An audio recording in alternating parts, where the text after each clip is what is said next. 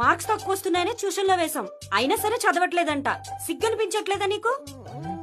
హాల్లో TV sound disturb అవుతుందని డిస్సే పీకేశాను, అయినా మార్కులు తక్కువ వచ్చాయి. సిగ్గనిపించట్లేదా నీకు? బుద్ధి పెరుగుతుందని ఇంట్లో ఉన్న బాదం అంతా తినేసావు. అయినా మార్క్స్ తక్కువ వచ్చాయి. సిగ్గనిపించట్లేదా నీకు? స్కూల్లో కాంపిటీషన్, ఎగ్జిబిషన్, యాక్టివిటీస్, ఈ activities, paper, pen, book, rubber, colour, ink అడిగినవన్నీ ఇప్పించాను. అయినా కానీ మార్కులు తక్కువ వచ్చాయంటే సిగ్గనిపించట్లేదా నీకు? సిగ్గు గురించి మీరిద్దరు మాట్లాడకూడదు. ట్యూషన్ ఫీజు 500 అయితే నాన్న దగ్గర 800 తీసుకుంటావు. అప్పుడు నీకు సిగ్గు అనిపించలేదా అమ్మా? అమ్మ టీవీ సీరియల్స్ చూస్తూ పని చేయడం లేదని టీవీ కనెక్షన్ తీసేసి నా కోసం తీసేసావని చెప్పావు. అప్పుడు నీకు సిగ్గు అనిపించలేదా నాన్న? పేరెంట్స్ మీటింగ్ కి కంపల్సరీ రావాలని తెలుసు కూడా ఆరోగ్యం బాలేదని చెప్పి నాటకాలు ఆడుతూ పడుకున్నావు కదమ్మా.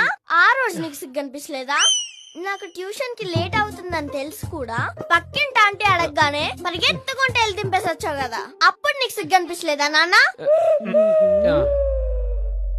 నేను వెళ్ళి బండి తుడుచుకోవాలి. నాకు బట్టలు ఉతికేదుంది. ఏంటిద్దరు వెళ్ళిపోతున్నారు? ప్రోగ్రెస్ కార్డులో సైన్ చేసి వెళ్ళండి. అలాగే తీసుకెళ్తే నాకు సిగ్గులేదనుకుంటారు.